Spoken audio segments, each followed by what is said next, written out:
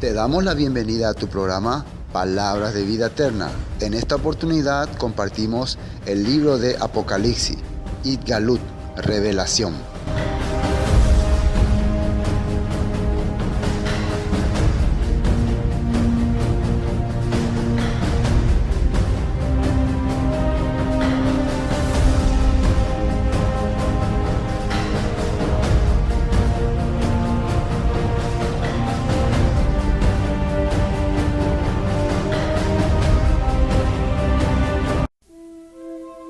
El Apocalipsis de San Juan. Apocalipsis 3. Del versículo 7. Escribe al ángel de la iglesia en Filadelfia. Esto dice el santo, el verdadero, el que tiene la llave de David, el que abre y ninguno cierra, y cierra y ninguno abre. Yo conozco tus obras. He aquí, he puesto delante de ti una puerta abierta, la cual nadie puede cerrar. Porque aunque tienes poca fuerza, has guardado mi palabra y no has negado mi nombre. He aquí que de la sinagoga de Satanás, de los que dicen ser judíos y no lo son, sino que mienten, te daré algunos. He aquí, yo haré que vengan y se postren a tus pies, reconociendo que yo te he amado. Por cuanto has guardado la palabra de mi paciencia, yo también te guardaré de la hora de la prueba que ha de venir sobre el mundo entero, para probar a los que habitan sobre la tierra. He aquí, yo vengo pronto. Retén lo que tienes, para que ninguno tome tu corona. Al vencedor, yo lo haré columna en el templo de mi Dios, y nunca más saldrá de allí. Escribiré sobre él el nombre de mi Dios, y el nombre de la ciudad de mi Dios, la nueva Jerusalén, la cual desciende del cielo con mi Dios y mi nombre nuevo. El que tiene oído, oiga lo que el Espíritu dice a las iglesias. Escribe al ángel de la iglesia en Filadelfia. Esto dice el santo, el verdadero, el que tiene la llave de David, el que abre y ninguno cierra, y cierra y ninguno abre. Esta es la presentación que Jesús, Yeshua, se está haciendo a la iglesia de Filadelfia. Filadelfia quiere decir amor fraternal. Ese es su significado. En griego, claro. En español, amor fraterno. Y hay muchas características de ese lugar, pero lo importante acá que vamos a resaltar es la manera que Yeshua se presenta a esta congregación. Y también vamos a ver si nos da el tiempo para mencionar algunos puntos que se cree tradicionalmente acerca de el mensaje que se le da a Filadelfia. Muchas personas creen que aquí se acaba, aquí termina el cristianismo tradicional y después ellos son llevados al cielo y se quedan ya los tibios. La iglesia de la Odisea ya es la iglesia de los tibios, de los más o menos, de los que no estaban ni frío ni caliente, y esos se quedan en la gran tribulación. Y los que eran fieles, los que tenían amor fraternal, se fueron todos al rapto, al cielo. Así se cree tradicionalmente. No sé si habían escuchado ese concepto, ¿no? Es por eso que mucha gente, el libro de Apocalipsis considera que hasta aquí nada más es para el cristiano de hoy, hasta esta carta. Después ya es todo para el gran juicio, para la tribulación. Entonces por eso es que no le dan mucho énfasis, ¿no?, a estudiar más, ¿no? Hasta aquí terminó. Lo que más viene es para los que se van a quedar. Pero vamos a ver si es de eso lo que está hablando. Vamos a ver qué es que este mensajero le está diciendo a esta congregación. Recuerden que este es un mensaje del pasado, del presente y del futuro. Está mencionando lo que ya había acontecido en tiempos anteriores, lo que en ese momento está sufriendo la congregación, el pueblo de Dios, y lo que va a ocurrir en los tiempos finales. Por eso que hay que prestar mucha atención. No es algo nuevo que no conocen, no es algo que recién están escuchando, sino que es un mensaje. Hoy, como estábamos dando terminando el libro de Josué con los jóvenes, podíamos ver que Josué de despedida le estaba mencionando todo lo que había acontecido con ellos, desde el tiempo de Abraham. Desde Abraham, Isaac, Jacob y todas las promesas que Dios le había dado a su pueblo y cómo los había librado de Egipto, cómo pasaron 40 años en el desierto y cómo pudieron entrar a la tierra prometida. Y también les advertía que si se apartaban de la palabra de Dios, todos los juicios que iban a venir sobre ellos, todas las maldiciones que iban a caer sobre ellos. Entonces el pueblo ya entendía y conocía ese punto. Ahora de que acepten su corazón es otra cosa. El mensaje es eso, mensaje. De que vos recibas, ya queda a tu criterio, queda a tu decisión. Bueno, dice, escribe el ángel a la iglesia en Filadelfia. Esto dice el Kadosh. Primer punto, se menciona como santo, como alguien que está separado de toda suciedad, maldad, hipocresía, falsedad. Ese es Yeshua, ¿no? Santo, Kadosh, apartado, separado para Dios. Y vamos a analizar cada nombre que se presenta acá. Sale santo, verdadero y que tiene la llave de David. 3 puntos importantes que podemos pasar rápido, pero tenemos que analizar bien, porque acá lo interesante es cada cosita detallar. ¿Por qué menciona? ¿Por qué esta presentación? Porque estos caracteres no están en la primera presentación que hacía Yeshua a las demás iglesias. A las demás iglesias se presentaba como el que tiene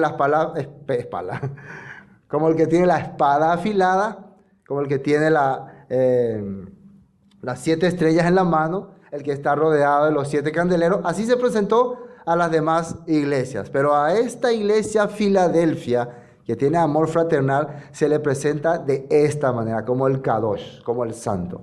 Vamos a ver un texto en Juan capítulo 6, versículo 68. Juan capítulo 6, versículo 68. Esto es lo que sus discípulos estaban entendiendo cuando Yeshua les decía que solamente ustedes están aquí porque Dios permite. Ustedes no están aquí porque ustedes quieren. Ustedes no son buenos. Es duro que te digan eso, ¿no? Ustedes no vienen acá porque son buenos y buscan a Dios y quieren saber de Dios. Ustedes no están por eso. Ustedes están acá porque Dios les permite. Entonces muchos de sus discípulos se sintieron mal, ¿no? Cuando escucharon estas cosas. Ya, ¿cómo que es eso, no? Y le abandonaron.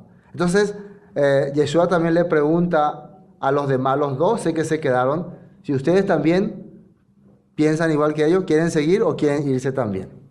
Versículo 67, vamos a leer. Dijo entonces Yeshua a los 12, ¿queréis acaso iros también vosotros? Le respondió Simón Pedro, versículo 68, Señor, ¿a quién iremos? Tú tienes palabras de vida eterna. Y nosotros hemos creído, atiendan bien lo que van a decir los discípulos, y conocemos que tú eres el Mesías, el ungido, el elegido, el Hijo del Dios viviente. Entonces ellos le están haciendo entender, tú eres el que Dios ha separado, ha apartado. Ellos han entendido muy bien ese punto. Por eso ellos le están siguiendo. Sí, ellos entendieron que en nosotros no hay lo correcto, no hay lo bueno, pero la Escritura, la palabra, habla de seguir al escogido, al que Dios ha separado para que gobierne y para que reine en el pueblo. Otro texto, Marcos capítulo 1. Marcos capítulo 1, versículo 23. Pero había en la sinagoga de ellos un hombre con espíritu inmundo que dio voces diciendo, ¿qué tienes con nosotros, Yeshua Nazareno? Has venido para destruirnos. Sé quién eres, el santo de Dios, el Kadosh de Elohim. Hasta los mismos demonios podían reconocer que Yeshua era el Kadosh de Elohim, el santo de Dios, el apartado para un plan determinado. Los mismos demonios. Los fariseos y saduceos no pudieron reconocerlo. Los discípulos, a pesar de su falta y sus errores, pudieron reconocer. Este es el ungido de Dios, el apartado. Y hasta los mismos demonios, los espíritus inmundos, también le reconocían. Entonces estamos viendo ese punto. Primera de Juan capítulo 5, el verdadero. Yeshua también se presentó como el verdadero, el santo y el verdadero. Para poder corroborar estos textos vemos. Primera de Juan, capítulo 5, versículo 20. Pero sabemos que el Hijo de Dios ha venido y nos ha dado entendimiento para conocer a Él que es verdadero.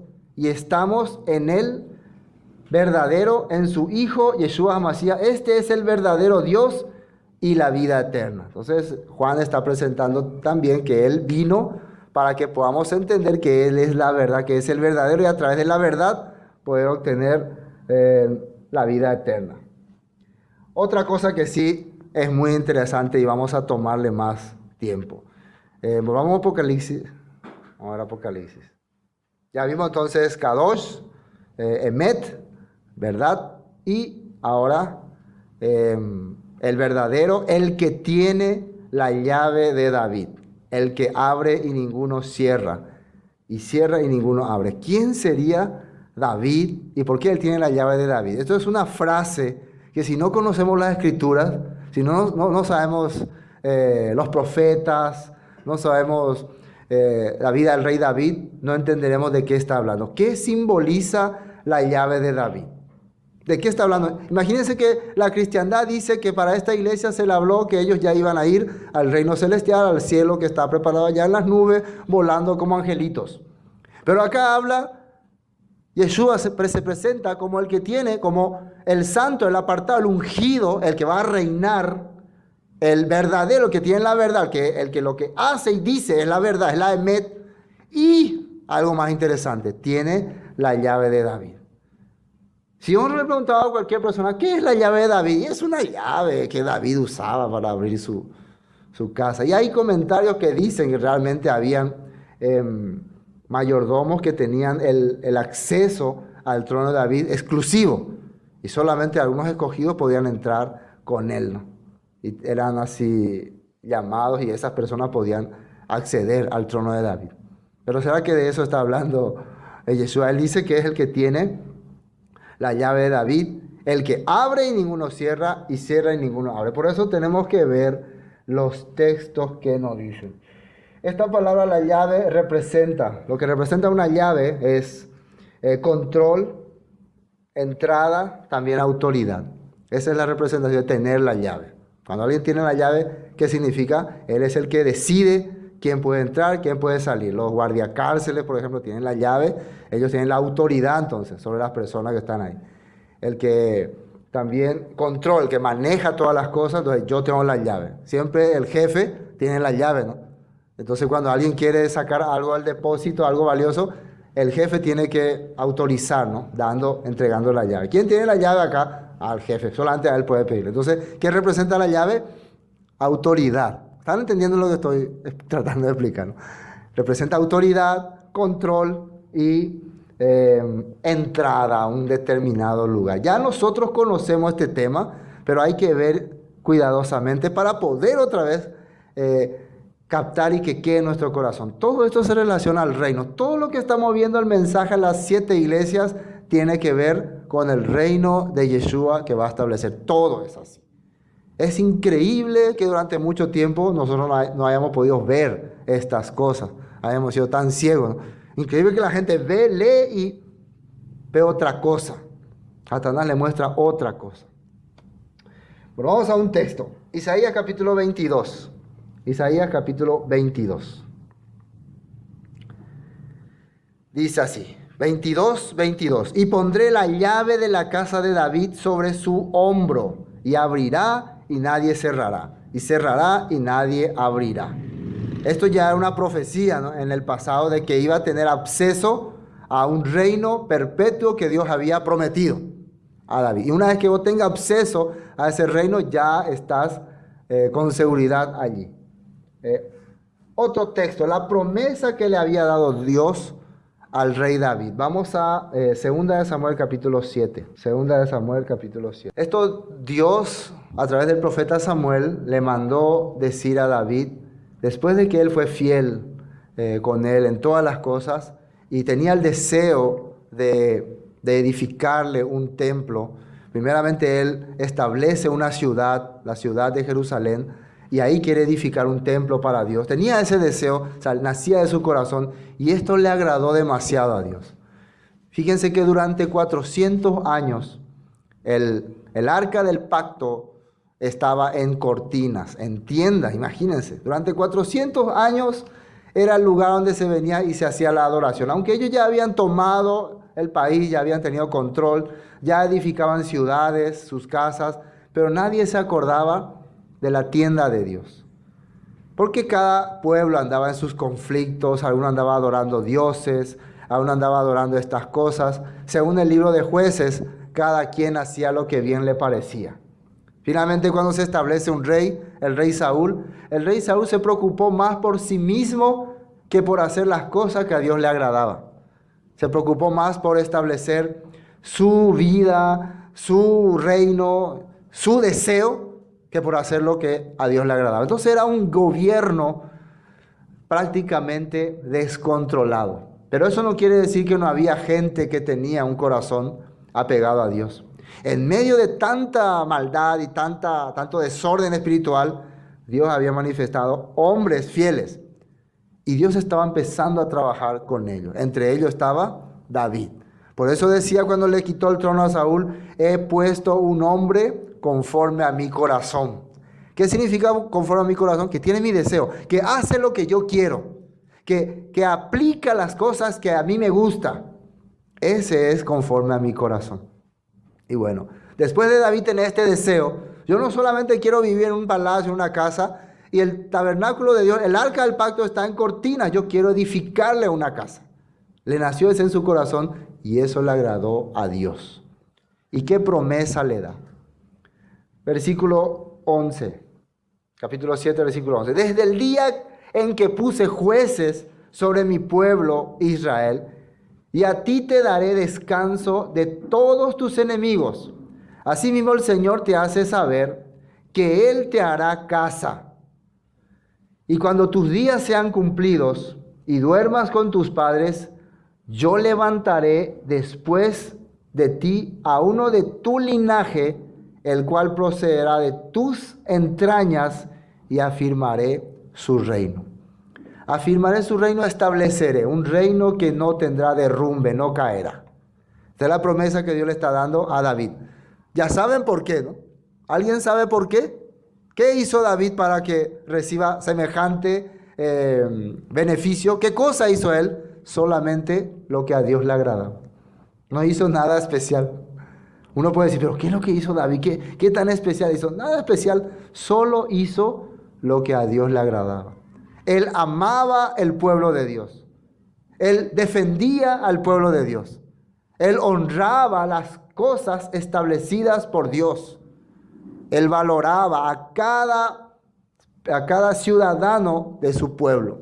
Y sobre todo a él le agradaba que se cumpla la voluntad de Dios. Eso es lo que él hizo. Y la promesa es, a través de tu linaje voy a establecer un reino perpetuo. ¿Qué más dice? Él edificará casa a mi nombre y yo afirmaré para siempre el trono de su reino. Yo le seré a él padre y él me será a mí hijo. Y si hiciere mal, yo le castigaré con vara de hombre y con azotes de hombre, de hijo de hombre. Pero mi misericordia no se apartará de él como la aparté de Saúl, el cual quité de delante de ti. Y hay que recalcar esto. ¿Por qué Dios le apartó a Saúl? Y esta palabra apartar es como dejar fuera del plan, fuera de la promesa, fuera del reino. Es grave, ¿no? Le apartó. Por más que David siempre tuvo misericordia de Saúl, en momentos en que él pudo matar a Saúl, él reconocía, él fue ungido por Dios, yo tengo que respetar el plan de Dios. Jamás voy a poner mi mano sobre un ungido de Dios. Eso no quiere decir que Saúl esté en la bendición de Dios. Porque tenemos un caso. Por ejemplo, cuando dice en Judas que Satanás contendía, dice, por el cuerpo de Moisés. Y Satanás quería apoderarse del cuerpo de Moisés y Miguel se le enfrentaba a él. Entonces dice que Miguel no se atrevió a echar maldición contra Satanás, sino dijo, el Señor te reprenda. Ni siquiera el mismo arcángel Miguel quiso usar alguna palabra de maldición contra el mismo diablo, porque el diablo en el pasado era un ángel, estaba al servicio de Dios, era una autoridad sobre Miguel, y él eso respetaba. Pero eso no quiere decir que Satanás esté ahora en el paraíso, en el cielo, o sí. Pero eso hay que entender bien ese punto. Entonces la Biblia menciona claro, yo aparté mi misericordia de Saúl. ¿Y qué hizo Saúl? Si ustedes leen su vida, su historia, todo lo contrario de Dios. Y eso que Dios le daba oportunidad, pero al revés, se iba más en contra de Dios. Hoy vimos en la serie, ¿no?, que Saúl vino y le acusó a los sacerdotes, los que estaban orando a Dios, los que estaban clamando porque el pueblo tenga otra vez conexión con el Eterno. El que hizo los ejecutó a sangre fría, sin misericordia. Y dice la Escritura que él no perdonó nada, hasta quemó sus casas, su rebaño, todo destruyó. Pero cuando él fue enviado para destruir a los enemigos de Dios, que eran los amalecitas, que está escrito en la Torá que tienes que hacerle guerra sin parar, él tuvo misericordia de ellos, destruyó algunas cosas, los animales guardó, al rey le perdonó la vida, tuvo más misericordia de los enemigos de Dios que de los sacerdotes de Dios. Entonces, si ustedes piensan eso, pues ¿quién es este tipo? ¿Esto no será un nefileo? ¿Quién es este hombre? Tiene un corazón totalmente opuesto. Es por eso que uno tiene que pensar. ¿Por qué es que en este tiempo la gente, cuando se trata de las cosas de Dios, le cae pesado? Pero cuando se trata de las cosas del mundo, sí, es aceptable. ¿Sí o no? Si uno le habla de las fiestas bíblicas, de las cosas establecidas por Dios, no, eso no, ya se molesta. Pero si vos le hablas de Año Nuevo, Navidad, Reyes Magos, eso sí es lindo, ¿no? Eso sí es agradable, suena agradable a los oídos. ¿Por qué es eso? ¿No le parece curioso? Si el doctor te dice que la comida es terrible para tu salud, le crees. Pero si tu Dios te dice, no, eso es atadura, eso es del pasado, eso es ya, ¿cómo se dice? Denme la palabra, ¿cómo se dice? Judaísmo, judaizante, legalismo. Ahora Dios limpió toda la comida. Dios limpió toda la comida. Pero los mismos doctores dicen que hace mal. Y eso es tener fe. Para algunos eso es tener fe, ¿no? Bueno, cosas así vemos nosotros acá y podemos entender entonces. Ahora podemos comprender por qué Dios apartó su gracia de Saúl. Pero ¿por qué no va a apartar de David? ¿Qué preferitismo tiene Dios con David? Simplemente él hace lo que a Dios le agrada. David hacía todas las cosas que a Dios le agradaba. Y eso no quiere decir que David era perfecto y no tenía tropiezos ni caídas. Nosotros como seres humanos tenemos debilidades, tenemos caídas, tenemos tentaciones. Pero eso no quiere decir que nos opongamos a las cosas de Dios. Puede ser, y escúcheme bien, que haya una persona que aparentemente tenga el poder de resistir todas las tentaciones, pero no le agrada, no hace la voluntad de Dios, no está de acuerdo. Al final está haciendo peor. La persona que tiene debilidades, pero hace la voluntad de Dios, esa voluntad de Dios es lo que le protege para que pueda sobrellevar esos problemas. Es por eso que nosotros vemos en la cristiandad actual mucho pecado, abundante pecado, tanto en la religión católica como evangélica igual. Vemos mucho estafas, malversación de dinero, mentiras, engaños, todo eso se conoce, ¿no? Se sabe, pero ya exageradamente. Mucho, ¿cómo se puede hablar? Hombres amadores de sí mismos, muchos pastores que ya se consideran casi Dios, muchas congregaciones que ya se consideran prácticamente reinos independientes. Todo eso vemos porque las personas se han apartado de lo que a Dios le agrada. Ese es el reino de Saúl, es lo que ocurrió. Y se enfrentan con todos los que quieren hacer la voluntad de Dios. Imagínense matar a los sacerdotes. Matar a los sacerdotes sería pisotear toda la Torá, romper todo lo que está en el libro de la Torá, la ley, Levítico, todo eso, quemarlo. He visto hace poco un video que un pastor hacía eso, ¿no? hacía un ejemplo, tenía un arca del pacto, esto ya no sirve, destrozaba, ¿no? Sacaba la vara de Aarón, esto ya no sirve, el maná, esto no sirve. Así hacía. Y toda la gente aplaudiendo, gloria a Dios, somos libres de todo esto. ¿Será eso? ¿Será que eso es lo que tiene que enseñar un ministro de la palabra? Increíble. No es así. Ese es el reino de Saúl. Bueno, versículo 15. Pero mi misericordia no se apartará de él como la aparté de Saúl, el cual quité de delante de ti. Y será afirmada tu casa y tu reino para siempre delante de tu trono, y tu trono será estable eternamente. Esto es muy importante. Será estable eternamente. ¿Qué es lo que va a establecer el trono de David? Precisamente la escritura, la palabra, la Torah. ¿Y cómo podemos confirmar eso? Les recomiendo que lean uno de los salmos más famosos del rey David. El Salmo 119 es el salmo donde David habla detalladamente de todo lo que significa para él la ley, los mandamientos y los estatutos de Dios, que son lámparas a sus pies, que son vida, que son delicia, porque él a través de esos mandamientos pudo encontrar realmente la libertad, dice. Pudo afirmar en mi vida una persona libre, porque imagínense, Saúl tenía todo el poder, toda la autoridad, pero no tenía libertad.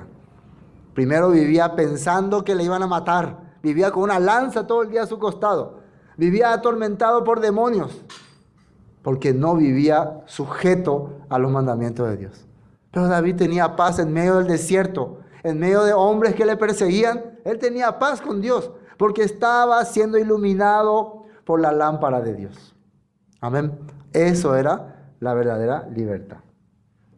Y será afirmada tu casa y tu reino para siempre delante de tu rostro, y tu trono será estable eternamente. Conforme a todas estas palabras y conforme a toda esta visión, así habló Natán a David.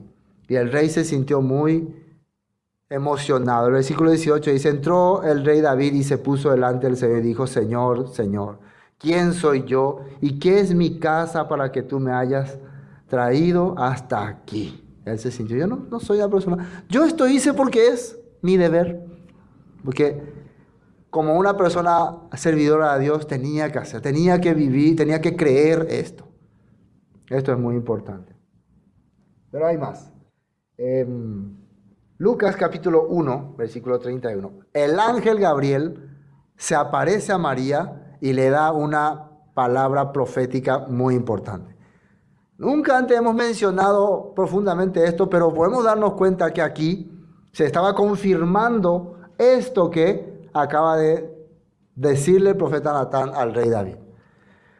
Lucas 1:31. Y ahora concebirás en tu vientre, esto está hablando el ángel Gabriel a María, y darás a luz un hijo y llamarás su nombre Yeshua, o Jesús, aquí está saliendo.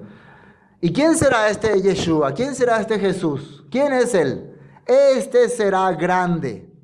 ¿Quién era grande antes? David. David fue el que estableció el reino de Israel, restauró a las 12 tribus que estaban ya prácticamente cada una por su lado, cada uno hacía lo que quería. David puso orden, David estableció el plan de Dios, quiere decir, él fue grande en Israel.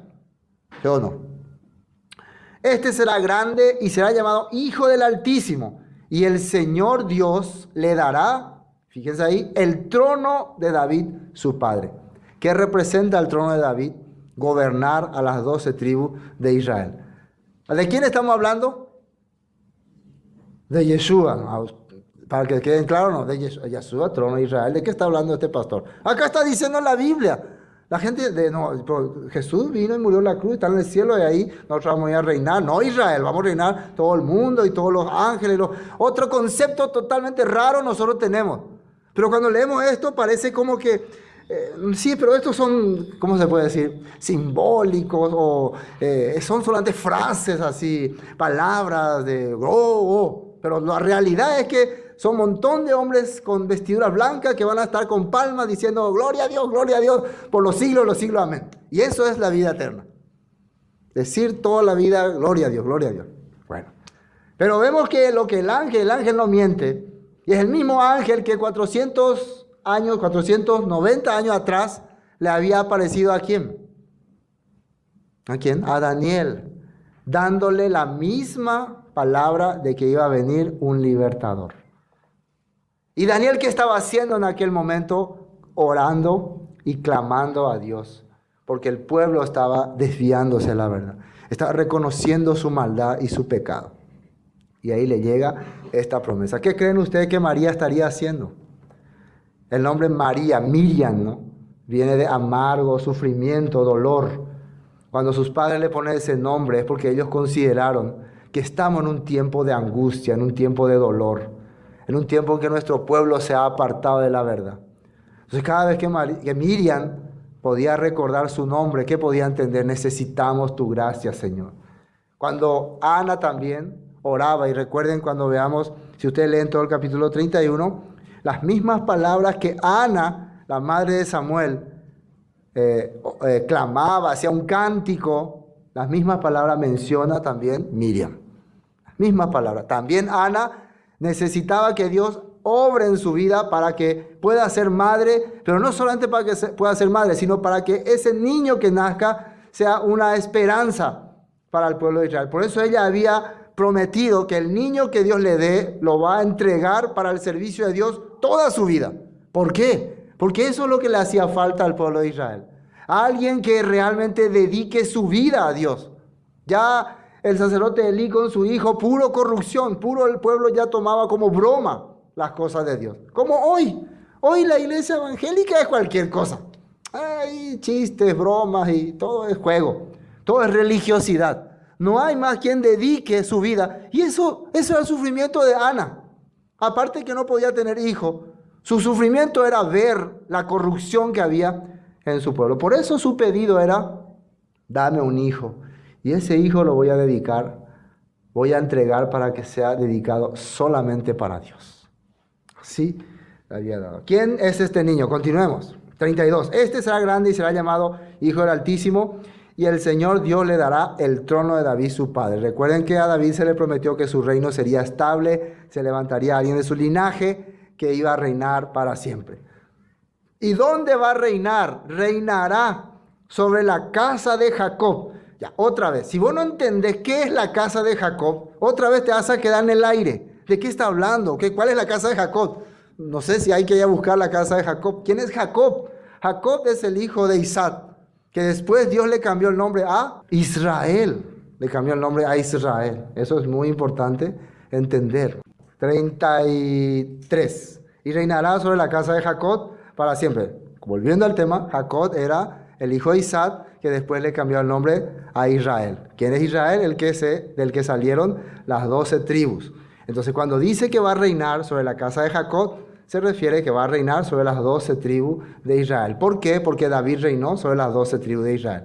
Esto podemos entender si conocemos 1 Samuel, 2 Samuel, los reyes, crónicas y todas las profecías que Dios le ha dado a su pueblo. Pero si no conocemos eso, no vamos a entender de qué está hablando. Bueno, vamos a otro texto. Isaías capítulo 9. Isaías capítulo 9. Estamos en la llave de David, ¿no? Ahí ese es el tema. Versículo 6. Porque un niño nos es nacido, hijo nos es dado, y el principado sobre su hombro, y se llamará su nombre admirable, consejero, Dios fuerte, Padre eterno, príncipe de paz. Lo dilatado de su imperio y la paz no tendrán límite. Miren lo que dice, sobre el trono de David y sobre su reino, disponiéndolo y confirmándolo en juicio y en justicia desde ahora y para siempre. El celo del Señor de los ejércitos hará esto. Sí está escrito, está prometiéndose a un niño que va a venir y va a estar gobernando sobre el trono de David, confirmando para siempre. Nuevamente Isaías explicando este punto. Mateo capítulo 16. Algo muy importante que Yeshua le habló a Pedro. ¿Se acuerdan cuando Yeshua preguntó, ¿quién dicen los hombres que soy yo? ¿No? Y ellos dijeron, unos dicen que eres Juan el Bautista, otros dicen que eres Elías, otro algún profeta. Y después le pregunta, ¿y ustedes, mis discípulos, quién creen que soy yo? En sus corazones, ¿qué está? ¿Quién será? ¿Será Juan el Bautista? ¿Será? Tenés que dar la palabra exacta, porque si fallás, entonces no sirvió todo lo que te he enseñado. Tiene que salir de la profecía. El La vida de Jesús te tiene que haber revelado las profecías que han sido dadas sobre Él. Por eso es importante cuando le dice, después de que Pedro da la respuesta, que esto no te reveló sangre ni carne, sino mi Padre, es porque su Padre ya había dejado esas profecías. Y si esas profecías llegaron a tu corazón, ese espíritu es lo que te está haciendo hablar ahora. Vas a poder distinguir fácilmente. Respondiendo Simón, Pedro dijo, tú eres el Mesías, ahí está, el ungido, el apartado, el Kadosh. Está respondiendo exactamente, ¿no? ¿Quién era ese? ¿De quién estaba hablando? Ya hemos visto, al que Samuel le prometió, el que estaba escrito en Isaías, el que iba a ser entregado para reinar sobre la casa de Israel, sobre las tribus de Israel. Eso está diciendo Pedro. Nosotros muchas veces cuando escuchamos la palabra Cristo, y sí, Cristo, es el Cristo. Pero ¿qué es el Cristo? Es el elegido para reinar y para gobernar. De eso está hablando. Tú eres el Mesías, el Hijo del Dios viviente. Entonces le respondió Jesús, Yeshua, bendito, dichoso eres Simón, hijo de Jonás. Y esto también va para nosotros. El que nosotros podamos entender quién es Jesús, quién es Yeshua, es una dicha grande. Porque lastimosamente hasta hoy muchos no entienden. Algunos se preguntan, pero por eso nada más, ya tanto ahí. Si yo también hoy sé quién es Jesús. Es el que murió en la cruz por nuestro pecado y nos hizo salvos y ahora ya estamos libres de la ley, de los mandamientos y ahora podemos hacer todo lo que querramos. Ese es Jesús. Eso es para las personas. Pero para Pedro no. Para Pedro es el que tiene la autoridad para introducirnos a un reino establecido y prometido por Dios desde la antigüedad. Ese es el Cristo. Y por eso Jesús dice, bienaventurado eres. ¿Por qué? Entendiste la primera parte. ¿Por qué la primera parte? Porque hay una segunda parte que los judíos no entendían. ¿Se acuerdan qué parte era lo que no entendían? Que el Mesías tenía que morir. Eso ellos no captaron. No podían entender eso. Porque ya tenemos al Mesías, el que va a triunfar, el que no va a reinar, y ahora nos dice que va a morir. No, eso no está con nosotros. Y eso también era importante entender. Pero eso es otro tema que hoy no vamos a tocar. Bueno, entonces le respondió Jesús, bienaventurado eres Simón, hijo de Jonás, porque no te lo reveló carne ni sangre, sino mi Padre que está en los cielos. Y yo también te digo que tú eres Pedro, y sobre esta roca edificaré mi quejilá, mi iglesia, mi congregación. Y las puertas del Hades no prevalecerán contra ella. Hades representa la muerte. La muerte es lo que le va a ocurrir. La muerte significa separación o quedar apartado o quedar fuera. Es lo que le ocurrió al rey Saúl, quedó fuera. Es lo que le ocurrirá en los últimos tiempos a los que no estén con el Mesías, quedarán fuera. Dice, no podrán participar en la primera resurrección. Hay una bienaventuranza también en Apocalipsis, bienaventurados los que son parte de la primera resurrección, pues la muerte segunda no tiene potestad sobre ellos, dice. Y reinarán con el Mesías 1000 años. Vivirán y reinarán con él 1000 años. Eso también está diciendo en Apocalipsis. Entonces está hablando de que no va a haber, en la muerte no va a haber poder contra los que hayan tenido este plan, los que hayan sido parte de este concepto del reino. ¿Dónde me quedé? 18. Entonces respondió Jesús, bienaventurado, ya carne y sangre, porque está en los cielos. Y yo también te digo que tú eres Pedro, sobre esta roca edificaré mi iglesia, y las puertas de la no prevalecerán contra ella. Y a ti te daré las llaves del reino de los cielos. Y todo lo que atares en la tierra será atado en los cielos, y todo lo que desatares en la tierra será desatado en los cielos. A Pedro se le promete también tener la llave del reino. Ahora, ¿cuál sería esa llave? ¿Y de qué reino? ¿Cuál es ese reino? Ya hemos hablado todo. Ya hemos mencionado todo. ¿Cuál es esa llave? Es la llave que ahora Jesús está diciendo, soy el que tiene la llave de David. ¿Cuál es ese reino? El reino que Dios le había prometido. Entonces, las personas que están elegidas por Dios en este mundo tienen la autoridad de abrir las puertas a las personas a ese reino. Porque esa es la voluntad de Dios en los cielos. Eso es lo que Dios quiere en los cielos, que se le abran las puertas a su pueblo para este reino. Y es por eso que se está anunciando y predicando. Cuando nosotros compartimos la palabra, cuando nosotros llevamos un mensaje, le estamos abriendo las puertas al mundo, a ese reino. ¿Cómo fue que Pedro empezó a abrir las puertas del cielo a las personas. ¿Cómo fue? ¿Se acuerdan cuando viene los amigos, no, los siervos de Cornelio, y vienen a buscarlo porque Cornelio recibió una visión de que Pedro puede hablarle palabras por las cuales será rescatado? Esa es la palabra salvo. Será sacado de este mundo perdido para ser parte de un reino perfecto. Entonces Pedro era un judío y él, cuando se presentó con Cornelio, ¿qué le dijo? Ustedes saben cuán abominable es para un judío juntarse o acercarse a unos gentiles. Pero a mí me mostró Dios que a ningún animal llame yo común o inmundo. Así le dijo. No habló de animal ahí, porque se ofendería, ¿no? Porque lo que en la visión estaba mostrándole animales, ¿sí o no? En la visión era animales. Pero cuando Pedro dice lo que Dios le hizo entender, lo que Jesús le hizo entender, no menciona animales, menciona hombres. Dios me hizo entender que ya no le llame común o inmundo a nadie, a ningún hombre que Dios salvó, que Dios rescató. Que yo le abra las puertas del reino, que ya no les deje afuera. Eso Pedro entendió. Imagínense que de esa doctrina, de esa frase, de ese acontecimiento tan importante, la cristiandad ha sacado totalmente otra cosa. No, ahí ya él limpió la comida, ya, tú la curé. Totalmente otro concepto de algo tan importante que se relaciona precisamente con las llaves del reino. Volvamos a Apocalipsis. Creo que recién estaba en el versículo 1. No sé si vamos a terminar. Es muy largo esto, ¿no? O yo lo estoy haciendo muy largo. Escribe el ángel de la iglesia hacia la Iba Filadelfia. Yo conozco, entonces nos quedamos el santo, el verdadero, el que tiene la llave de David, que abre y ninguno cierra, y cierra y ninguno abre. Creo que ese concepto ya está en 42 minutos aclarado. Así que continuemos. Yo conozco tus obras, y esto es muy importante. He aquí, he puesto delante de ti una puerta abierta, la cual nadie puede cerrar, porque aunque tienes poca fuerza, has guardado mi palabra y no has negado mi nombre. También he aquí yo entrego de la sinagoga de Satanás a los que se dicen ser judíos y no lo son, sino que mienten, y he aquí que yo haré que vengan y se postren a tus pies y reconozcan que yo te he amado.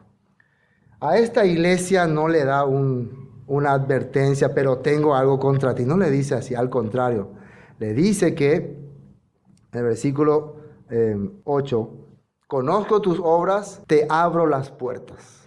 Así le está diciendo, tengo tus obras, tu vida, tu dedicación, te ha permitido que tengas las puertas abiertas. ¿Y las puertas de qué? Ya hemos visto arriba, las puertas del reino. Y dice también que aunque tienes poca fuerza, significa que nunca la iglesia fiel, la iglesia con amor fraterno, se ha manifestado por fuerza, por poder, por una iglesia que gobierna y maneja y tiene poder aquí, poder allá. No, al contrario, poca fuerza, siempre ha sido débil en este mundo. Así le reconoce una iglesia sin mucha fuerza, sin mucho poder. Y se puede hablar de poder político, poder económico, poder, hay otros poderes que ahora. ¿Cómo entonces vivía esta iglesia? ¿Cómo eran estos hermanos allá en Filadelfia? Ellos no eran muy perseguidos, según comentan, pero se mantenían así en pequeños grupos fieles a la palabra.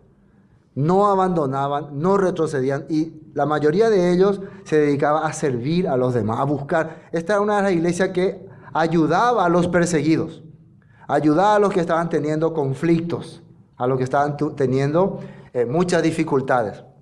Una de las cosas que sí ha ocurrido ahí es que a ellos habían sido expulsados de la sinagoga, porque ellos empezaban a entender la verdad, a entender la palabra, y querían compartir ahí con los demás judíos. Entonces los judíos le dijeron, ustedes no tienen nada que ver con la palabra, ustedes son herejes, ustedes son antimesías, antijudíos en ese tiempo, ¿no? Hoy sería como anticristo, como hereje, igual, ¿no? O sea que las estructuras formadas de esa época los rechazaron. Entonces estos hermanos de aquel tiempo, en el tiempo que se escribe esta carta, eran hermanos que estaban siendo expulsados de las iglesias, estaban quedando sin congregación. Ya no estaban siendo reconocidos por ninguna autoridad religiosa de esa época. Entonces, si vos no tenés una iglesia que te sustente o una iglesia que te dé cobertura, ¿tenés fuerza o no tenés fuerza? Tenés poca fuerza. Esos hermanos, esos que se reúnen ahí en la casa de fulano, ¿no? Ellos no tienen no tienen estructura, no tienen nada. Hay un grupo de 5 gatos locos. Así, ¿no? Y ellos, no, comparado a nuestra iglesia, ¿eh? Tenemos canales, radio, televisión, tenemos sede en toda parte, tenemos libros, biblioteca, tenemos todo. También tenemos 3, 4 senadores en el Congreso que son de nuestra congregación. Entonces, todo aparentaba que tenemos todo. No nos falta nada. Entonces, esas eran las denominaciones. Pero estas personas no tenían estas cosas. Entonces, fíjense ustedes, hoy, en la actualidad, existe también este concepto de personas que piensan que si su iglesia tiene toda la estructura, toda la capacidad, es una iglesia que está guiada por Dios. Tienen también este concepto, ¿no? Hoy en día también existe ese concepto. Y si hay un grupo que no tiene ninguna de estas estructuras o apenas está avanzando o hasta todos le critican, ese no sirve, ¿no? Ellos no tienen fuerza para nada, no pueden hacer nada. Bueno, la misma cosa. Lo que Dios busca de una congregación, de un grupo de hermanos, es esto: has guardado mi palabra y no has negado mi nombre. Eso es lo que Dios busca. No busca que sean poderosos, que tengan edificios enormes, que tengan toda la estructura del mundo. Buscan, guarden su palabra. ¿Y qué es su palabra? ¿Dónde está su palabra? En el tiempo de Apocalipsis, ¿cuál sería la palabra? ¿Cuál sería la dabar? Estaría hablando de Gálatas, de Efesios. Nosotros creemos lo que dice Romanos, lo que dice Corintios. ¿De qué estaría hablando? Estaría hablando de la Torá, los profetas, los salmos. Eso era la palabra. ¿Y qué es guardar? Aplicar todo lo que estaba escrito ahí. Establecer en sus vidas y entre los demás lo que la Biblia establecía, como David. Por eso él tiene la llave de David. David era fiel a Dios en todo lo que Dios hacía. Eso es guardar su palabra. Y no has negado mi nombre. ¿Qué significa? No han manchado con sus vidas la imagen de Yeshua. Ese es guardar su nombre. Guardar su nombre no es decir, yo nunca digo que Yeshua es malo o Yeshua es feo. Nunca digo que él es así. Eso no es guardar su nombre. Yo siempre digo, bendito Jesús. Oh Jesús, te alabo, Jesús. ¿Vos crees que ya está guardando su nombre? No. Con tu vida, con tu carácter, con tu personalidad, vos no manchaste el nombre de Yeshua. A eso se está refiriendo. ¿Están entendiendo, no? Porque la palabra nombre, recuerden, nombre es vivencia, es actitud, es carácter. Eso es. Y si vos guardaste su nombre, guardaste su actitud, su vivencia, su carácter. Eso guardaste. Claro que si estaría escuchando a una persona que no le agrada esto, directamente se enojaría, ¿no? Se molestaría.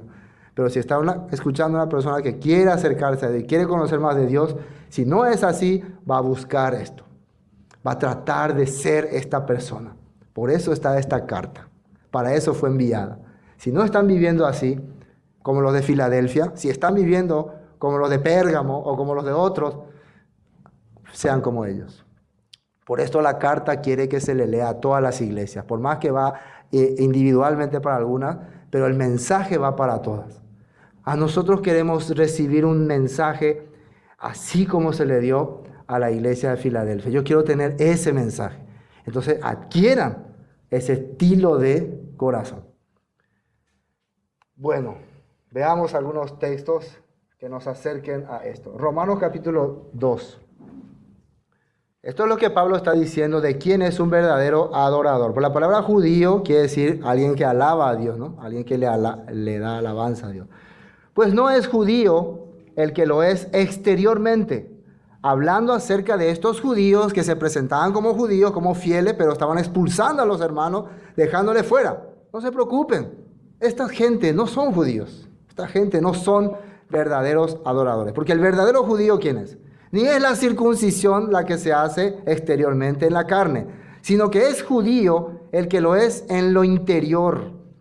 Y la circuncisión es la del corazón en espíritu, no en la letra, la alabanza del cual no viene de los hombres, sino de Dios. Pablo le está hablando a los hermanos que fueron expulsados de esta manera. No se preocupen, Dios está observando sus corazones. Ustedes no son reconocidos por la sociedad religiosa, pero Dios sí le está reconociendo. Filipenses capítulo 3. Filipenses capítulo 3. Por lo demás, hermanos, versículo 1. Gozaos en el Señor. A mí no me es molesto escribiros... así está bien. Las mismas cosas para vosotros es seguro. Guardaos, esto es duro, ¿no? Guardaos de los perros. Guardaos de los malos obreros. Guardaos de los mutiladores del cuerpo. Porque nosotros somos la circuncisión, los que en espíritu servimos a Dios y nos gloriamos en Cristo Jesús, en Yeshua Mashiach, no teniendo confianza en la carne. Esto es lo que le está diciendo el apóstol Pablo a los hermanos. Hay los malos obreros. ¿Qué quiere decir? Las personas que no trabajan para edificar el reino, sino que trabajan para mutilar, para cortar, para que su corazón es cortar, sacar. No, vean, vean, valey. Esa mentalidad tiene. Entonces, su deseo es que se destruya lo que Dios estableció. Entonces, esa es la realidad. Otro texto. Deuteronomio capítulo 10. Deuteronomio capítulo 10. Ya en la Torá también se le advertía acerca de estos hermanos. Versículo 15, ¿no? Solamente de tus padres se agradó el Señor para amarlos y escogió su descendencia después de ellos a vosotros de entre todos los pueblos como en este día. Fíjense lo que le está diciendo. Dios agradó de su gente. Entre todos los pueblos, entre todas las naciones, Dios escogió a ustedes, a los israelitas, a los hebreos, porque Dios los amaba, porque Dios los quería. Es una profecía para el pueblo de esa época que podía entender. Dios a nosotros nos miró entre todos los demás pueblos como pueblo escogido de ellos. Circuncidad pues el prepucio de vuestro corazón y no endurezcáis más vuestra cerviz. No sean orgullosos. Circuncidar el prepucio de tu corazón quiere decir sacar lo que no te está aprovechando, lo que no te sirve, lo que está ensuciando tu vida, sacar. Y no sea orgulloso. O sea que lo que no está funcionando en tu vida es el orgullo, es la vanidad, el sentirte como algo especial. Esto es lo que se le está diciendo como verdadero judío. Pero vamos a otro texto. Deuteronomio 34 y 6. 34 y 6. Aun cuando tus desterrados estuviesen en las partes más lejanas que hay debajo del cielo, de allí te recogerá el Señor tu Dios y de allá te tomará y te hará volver el Señor tu Dios a la tierra que heredaron tus padres y será tuya y te hará bien y te multiplicará más que a tus padres. Y el versículo 6, circuncidará el Señor tu Dios tu corazón y el corazón de tu descendencia para que le ames al Señor tu Dios con todo tu corazón y con toda tu alma a fin de que vivas. Esta es la promesa que le estaba dando, aunque haya sido esparcido por la rebeldía en todas partes, pero el día en que tu corazón se arrepienta, eso es lo que decían los primeros versículos, Dios te volverá a traer y te va a dar la tierra que prometió a tus padres. Esa promesa no termina. Si hoy yo leo la Torá, esa promesa no termina. Es lo que Pablo está diciendo también a ellos. Dios está viendo ahora sus corazones que está queriendo regresar al pacto antiguo. No se preocupen por esta secta, sinagoga de Satanás. Por estos judíos que dicen ser judíos, o sea, dicen ser alabadores de Dios, pero no lo son. Estas personas ya solamente quieren meter tradiciones y costumbres y religiosidad en sus vidas. Dios está viendo si su corazón quiere acercarse a Él o no. Y las promesas hay de que Él va a cambiar tu vida. Él va a quitar lo que no sirve. Está bien claro. Jeremías capítulo 4. Jeremías capítulo 4, versículo 3. Porque así dice el Señor a todo varón de Judá y de Jerusalén: harad campo para vosotros y no sembréis entre espinos. Circuncidaos al Señor y quitad el prepucio de vuestro corazón, varones de Judá y moradores de Jerusalén, no sea que mi ira salga como fuego y se encienda y no haya quien la apague por la maldad de vuestras obras. Esta misma palabra que Jeremías le estaba anunciando al pueblo que en esa época, la época de Jeremías, en el mismo templo estaban adorando imágenes. Estaban yendo a hacer sacrificios y después los sacrificios se iban en sus casas y le prendían vela o incienso a los dioses paganos. Y algunos le preguntaban, ¿por qué hace eso? Es que hay que tener otra opción por las dudas. Muchas veces Dios falla y el otro te responde. Así era su concepto. Así también mucha gente tiene, ¿no? Hoy en día ese concepto. Quitar esa cosa de tu corazón. Eso es lo que Dios le está pidiendo al pueblo. Volvamos a Apocalipsis. ¿Dónde nos quedamos? ¿Dónde estamos? Vemos si estamos avanzando o no. Bueno, estábamos en yo conozco tus obras. Ya hemos visto esa parte. He aquí yo entrego, versículo 9, de la sinagoga de Satanás a los que se dicen ser judíos y no lo son, sino que mienten. He aquí yo haré que vengan y se postren a tus pies y reconozcan que yo te he amado. Al final, en los últimos tiempos, estas personas que están negando la palabra de Dios y el nombre de Dios, pero se dicen ser alabadores, servidores, al final, según la Escritura, tendrán que postrarse. Así está escrito, aunque hoy en día no lo harían jamás, ¿no? Hoy en día el orgullo es tan grande que jamás dirían, ay, realmente yo no entendí esto, realmente me faltaba muchas cosas, realmente yo me di cuenta que mi doctrina estaba un poco equivocada, pero era muy orgulloso y no quería aceptar. Hoy en día no quieren, pero en los últimos tiempos muchos reconocerán este punto. Versículo 10 dice, por cuanto has guardado la palabra de mi paciencia, yo también te guardaré de la hora de la prueba que ha de venir sobre el mundo entero para probar a los que moran sobre la tierra. Y esta es una palabra muy importante porque acá dice, has guardado la palabra de mi paciencia. ¿Qué es la palabra de mi paciencia? ¿Qué es paciencia? Paciencia también se traduce como resistencia, como aguante, como soportaste todas las dificultades que habían. Y por eso yo te guardaré de la hora de la prueba. Entonces muchos aluden que esto representa a que cuando venga el juicio final o la tribulación sobre la tierra, Dios va a llevarla a este grupo al cielo volando y hay de los que se quedan. Muchos piensan así, ¿no? Creen así. Pero acá la Biblia está mencionando que resististe y pasaste toda dificultad. Y precisamente la tribulación es eso. La tribulación y la persecución, los días angustiosos, es para ver si vas a resistir o no. Y si dice que te he guardado, significa que Dios tiene preparado para vos la puerta abierta para su reino. O vivo o muerto igual. No importa, porque en una parte en Apocalipsis dice, sé fiel, ¿hasta cuándo? Hasta la muerte. Voy a ser fiel, Señor, y si me matan, igual no, pero si me matan no da gusto así. No, yo quiero ser fiel, pero si no me matan. Entonces, si te dice sé fiel hasta la muerte, ¿qué significa? Que yo voy a estar guardado, ya voy a estar reservado para el reino, para el triunfo del Mesías. No te preocupes. Guardaste mi palabra, resististe, tuviste paciencia, voy a estar guardado. A vos no te va a ocurrir nada.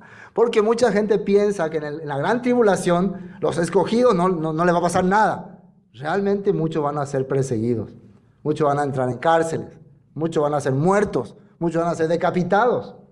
Pero ¿qué es lo que no van a poder sacar de su corazón? La promesa que Dios le había dado. Eso no van a poder quitar. Ahora, si logran sacar eso de tu corazón a través de esta tribulación, ahí sí fuiste. Ahí sí ya caíste. Si todas estas persecuciones hicieron que, me entrego, añe vende. Sí, gusto la marca, pero ya, que sea lo que, yo no voy a meterme más con eso, ya me harté ya de eso. Ya. Yo le dejo a usted, yo me voy con el anticristo. El anticristo, aquí estoy. Si lograste eso, entonces ahí sí ya está dentro de la tribulación. Ahí sí ya caíste, eras una víctima de esa tribulación. O sea que perdiste, ahí no pudiste aguantar. Esto es muy importante entender. Vamos a ver unos textos. Malaquías capítulo 3. Vamos a Malaquías capítulo 3. Dice, versículo 1, ¿no? He aquí yo envío a mi mensajero, el cual preparará el camino delante de mí, y vendrá súbitamente a su templo el Señor a quien vosotros buscáis, y el ángel del pacto a quien deseáis vosotros. Y aquí viene, ha dicho el Señor de los ejércitos. ¿Y quién podrá soportar el tiempo de su venida? ¿O quién podrá estar en pie cuando Él se manifieste? Porque Él es como fuego purificador y como jabón de lavadores, y se sentará para afinar y limpiar la plata, porque limpiará a los hijos de Leví, los afinará como oro y como plata, y traerán al Señor ofrenda en justicia. Está hablando del tiempo en que aparezca el Mesías, ¿no? ¿Cómo es que dice en la Biblia que inmediatamente después de la persecución, la tribulación, el Mesías va a aparecer, dice Mateo 24, para recoger a sus escogidos? ¿Y quiénes serían sus escogidos? Los que han sido purificados. ¿Y qué es lo que le ha purificado? Precisamente esa tribulación, esa persecución. ¿Quién aguantará? ¿Quién tendrá paciencia o resistencia? El que ha tenido guardando la palabra, dice. Porque ha guardado mi palabra, ha tenido resistencia. Porque vos sabés muy bien que si viene una persecución semejante en masa, ya algo te va a decir que parece que esto está ocurriendo. Por algo es. No puede ser que esto sea casualidad. Entonces por eso vas a tener algo con que resistir. Eso es lo que dice la Biblia. Isaías capítulo 1. Isaías capítulo 1. Versículo 25. Y volveré mi mano contra ti y limpiaré hasta lo más puro de tus escorias y quitaré toda tu impureza. Mira lo que dice el 26. Restauraré tus jueces como al principio y tus consejeros como eran antes. Entonces te llamarán ciudad de justicia, ciudad fiel. Así, entonces será ciudad de justicia, ciudad fiel. Te llaman, vas a ser restaurado. Otro texto. Falta. 27. Sión será rescatada con juicio y los convertidos de ella con justicia. Pero los rebeldes y pecadores aún serán quebrantados y los que dejan al Señor serán consumidos. Los que están aguantando, los que están restaurándose, van a recibir la ciudad sagrada, la ciudad santa, y los pecadores serán consumidos. ¿Y dónde? Según la Escritura, en el lago de fuego. Ahí está apareciendo. Ahora, si Santiago 1, 2 y 4. Santiago 1, 2 y 4. Versículo 2. Hermanos míos, tened por sumo gozo cuando os halléis en diversas pruebas, sabiendo que la prueba de vuestra fe produce paciencia o resistencia o aguante. De vuestra fe, dice. O sea, cuando viene una prueba que se trata de lo que vos estás siendo fiel, entonces eso te produce resistencia. Ahora, cuando viene una prueba que se trata de tus fechorías, de tus travesuras, eso no creo que te dé resistencia, ¿no? Eso te hace dudar. ¿Entienden lo que pasa acá, no? La prueba tiene que relacionarse con la fe que estás teniendo. Estoy teniendo fe en la Escritura, fe en la palabra, fe en la obra de Dios, y por causa de eso me están atacando. Entonces, cuando vos te das cuenta que esa es la causa del ataque, produce fuerza, produce resistencia en tu corazón.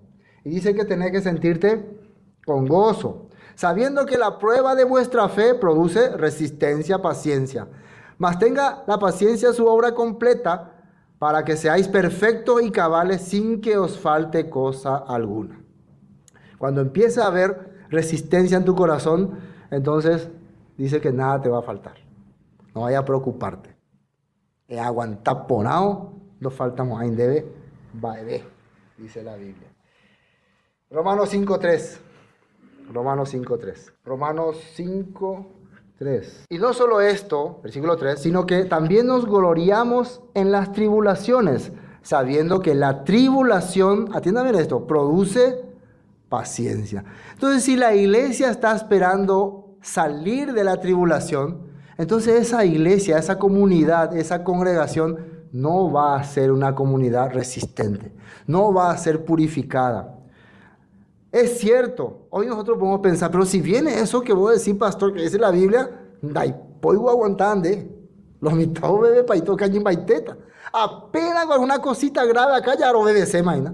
Ya queremos irnos, ya queremos huir. Y si eso ocurre, es por eso que Dios está teniendo misericordia a nosotros y nos está dando la Escritura, nos está abriendo la mente. Si no se abre nuestra mente, no vamos a poder captar. Cuando llegue ese momento, esta palabra va a producir fuerza en nuestro corazón. Así es. Y dice la Biblia que Él no nos va a dar cosa que no podamos resistir. Hasta donde podamos resistir nos va a poner, no le va a poner más de lo que puedan resistir. Eso está hablando, ¿no? Bueno, el versículo 4, ¿no? Y la paciencia prueba y la prueba esperanza. Y la esperanza no avergüenza porque el amor de Dios ha sido derramado en nosotros, en nuestros corazones, por el Espíritu Santo que nos fue dado. Pues vamos a otro texto. Vamos a ver todos los textos que hablan sobre eso. Lucas 8:15. Este es muy importante, Lucas 8:15. La parábola del sembrador. Lucas 8:15. Dice, mas la que cayó en buena tierra, esta es la semilla que cayó en buena tierra, estos son los que con corazón bueno y recto retienen la palabra oída y dan fruto. Esta palabra perseverancia es igual que paciencia o resistencia. Es igual.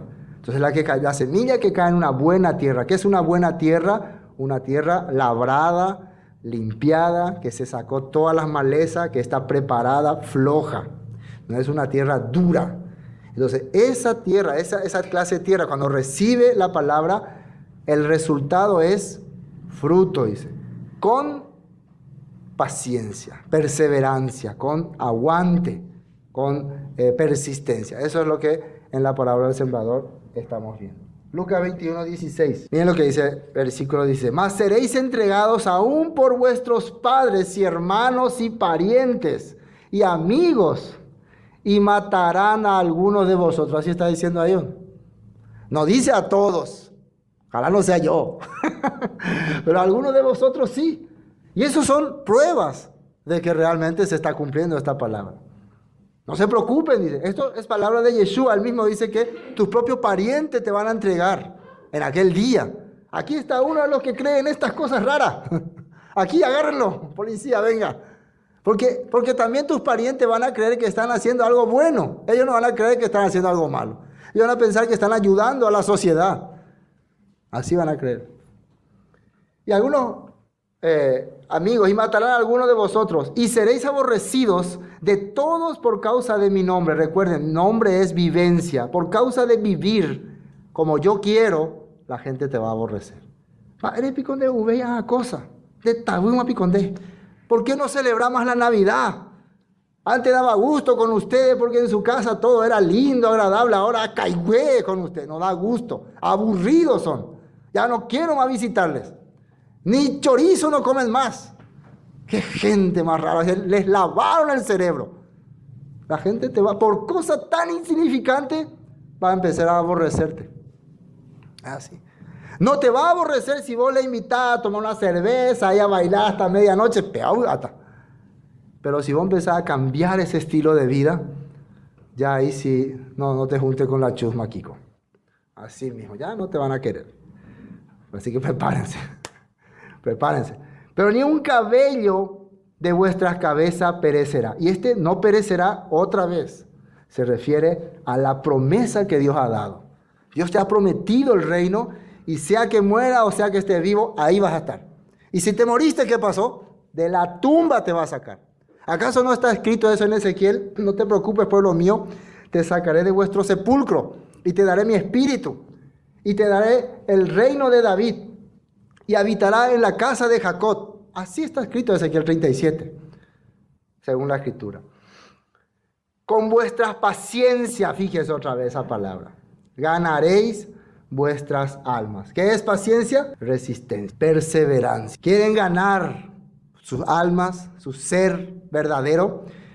Guarden su palabra en sus corazones. Ya, Apocalipsis 14. Apocalipsis 14. Versículo 12.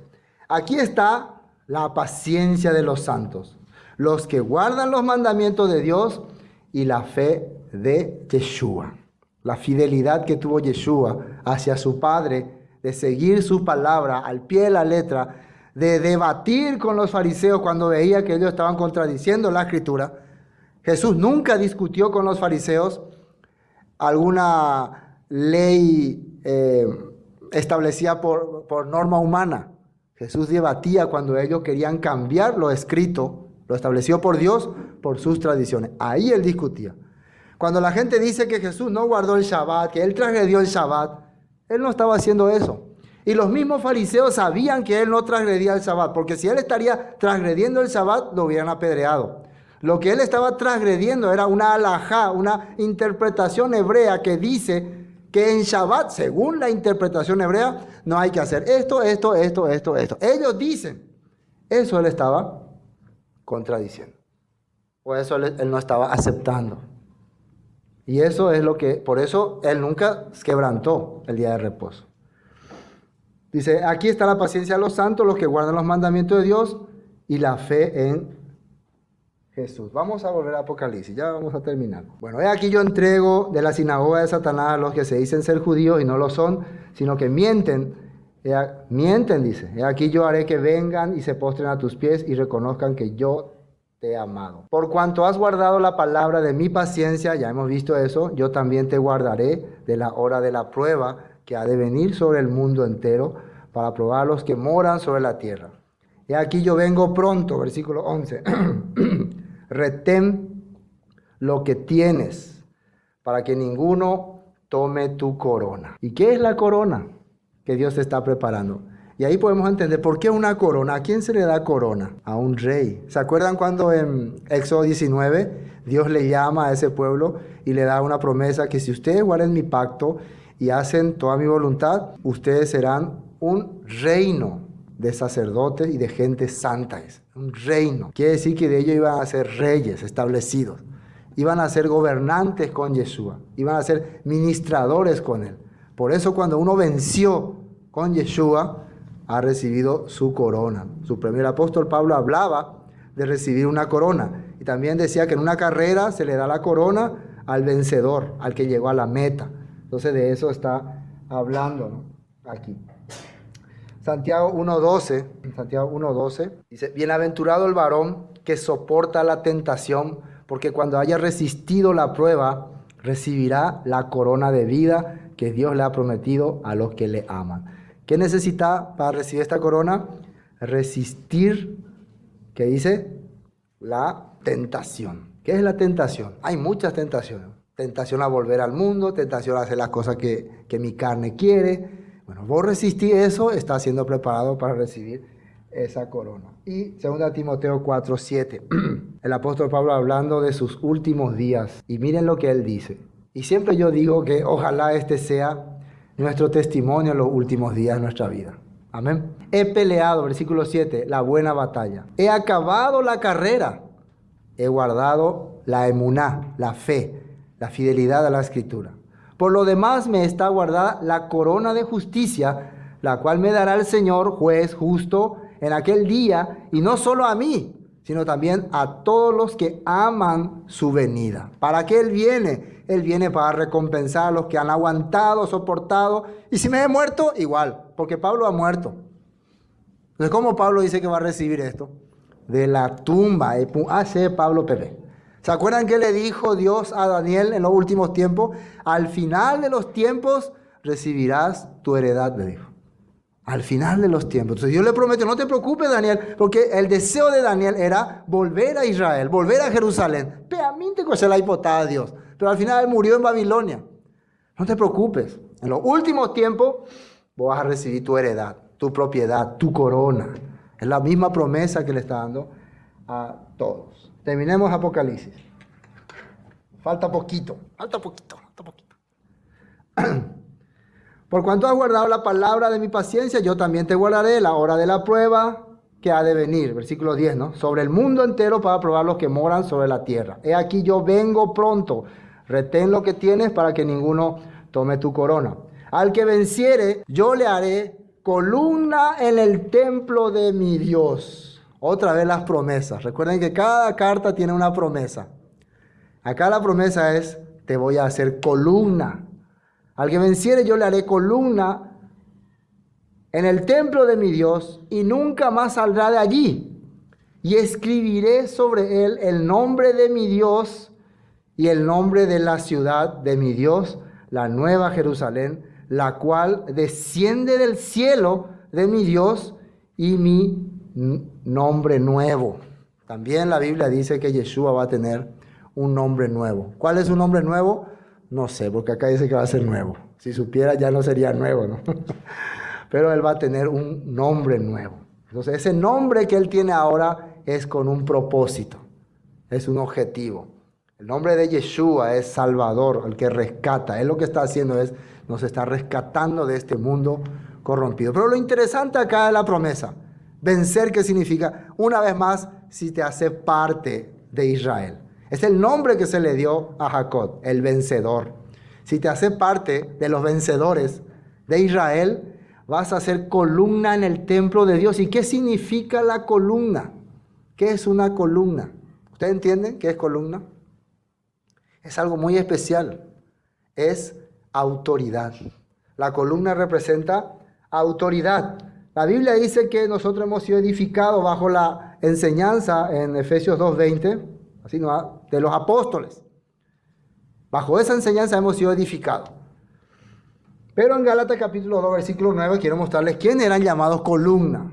Gálatas capítulo 2, versículo 9. Y reconociendo la gracia que me había sido dada a Jacobo, Cefa y Juan, que eran considerados como columnas, nos dieron a mí y a Bernabé la diestra en señal de compañerismo para que nosotros fuésemos a los gentiles y ellos a la circuncisión. ¿Quiénes eran Jacobo, Cefa y Juan? Eran considerados, dice, por la iglesia, por los hermanos, columnas. ¿Qué significa autoridad? Porque ellos estaban firmes en la pelea por la palabra, por la fe, por el reino. ¿Se acuerdan que ellos fueron enviados para anunciar esta palabra a todas las naciones? Y ellos, quienes eran la autoridad, le dieron la mano de compañerismo a Pablo y a Bernabé. Y nos autorizaron, dice, para que vayamos a predicar a los gentiles. Por más que Pablo recibió ese mandato del mismo Dios, pero él aceptó también la guía de las columnas, los que Dios puso como autoridad. Imagínense, estamos hablando de que Dios te va a poner a vos como autoridad en su reino. Y eso ya se puede manifestar en esta vida, porque la Biblia menciona que estas personas eran consideradas columnas, autoridad. Esa es una promesa que nos está dando. Si vencemos, si nos hacemos parte de su pueblo. Y también, ¿qué más decía? Volvamos a Apocalipsis, terminemos ya ahí. ¿Qué más decía? Y aquí yo vengo pronto, retén lo que tienes, para ninguno tome tu corona. El que venciere yo le haré columna en mi templo, en el templo de mi Dios, y nunca más saldrá de allí. Y escribiré sobre él el nombre de mi Dios. ¿Y cuál es el nombre de tu Dios? Yahweh, Jehová, Yahvé, Jehová, Elohim o Hashem. Hay tantos nombres que uno puede decir, ya me chipé. ¿Cuál de esos nombres? Algunos ponen, he visto figuritas que ponen, escribiré el nombre de mi Dios y ponen Yahweh. Otros, no, es Jehová. No, es Jehová. No, es Yahvé. No, ya me confundió ya. ¿Cuántos nombres hay? Entonces, ¿qué es el nombre? ¿Qué significa que lo que Dios va a escribir sobre lo que Yeshua va a escribir? Porque Yeshua está hablando sobre nosotros. Es su carácter, es su esencia. Eso va a poner sobre tu vida. Este tiene como el ADN del eterno. Eso es lo que va a poner. Ese es el nombre de tu Dios. Cuando voy a decir que te presentar en el nombre de tu Dios, quiere decir que presentar su esencia, su virtud, su naturaleza, su bondad, su misericordia. Todas estas cosas voy a estar presentando. Y el nombre de la ciudad de mi Dios, la nueva Jerusalén, la cual desciende del cielo de mi Dios, y el nombre nuevo. Entonces de Jerusalén va a descender en los tiempos finales, en la tierra prometida, como Dios le mostró a Abraham, que iba a ser una ciudad que era edificada por Dios, no por arquitectos humanos, sino por el mismo Dios. Ciudad cuyo fundamento es edificada por el mismo Dios. Eso va a descender en la tierra prometida. El que tiene oído, oiga lo que el Espíritu dice a las iglesias. Tiene oído, este mensaje no es solamente para una persona, sino para todas las iglesias, de todos los tiempos, los que escucharon antes, los que escucharon en ese tiempo y los que estamos escuchando ahora. Porque el mensaje siempre ha sido el mismo. Hemos comprobado que por todos los textos que hemos leído, que este mensaje ya estaba en el pasado, estaba en este tiempo y sigue estando con nosotros hoy. Amén. Hoy hasta aquí vamos a compartir.